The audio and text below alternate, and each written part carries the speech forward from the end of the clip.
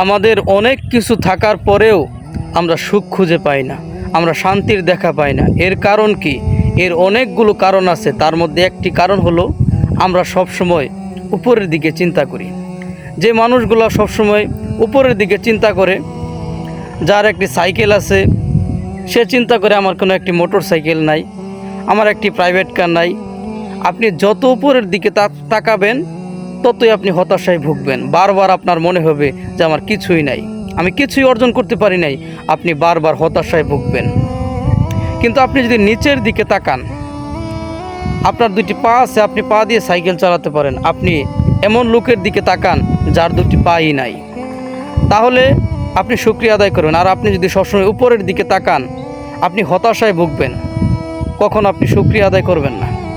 এই জন্য আমাদের সকলের উচিত নিচের দিকে তাকানো, যারা আমার চেয়ে নিম্ন অবস্থানে আছে তার দিকে তাকানো। আপনি চিন্তা করে দেখুন, যে মানুষগুলো হাসপাতালের বিছানায় আছে তারা কত কষ্টে আছে।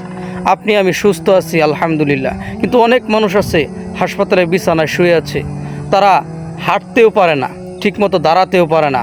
অনেক মানুষ আছে হাসপাতাল বার্ন ইউনিটে, তাদের শরীরের বিভিন্ন অংশ পুড়ে গেছে, তাদের অনেক কষ্ট। আপনি তাদের দিকে তাকান যারা আপনার চেয়ে নিচু অবস্থানে আছে, যারা আপনার চেয়ে কষ্টে আছে, তাহলে আপনি সুখ খুঁজে পাবেন ইনশাআল্লাহ।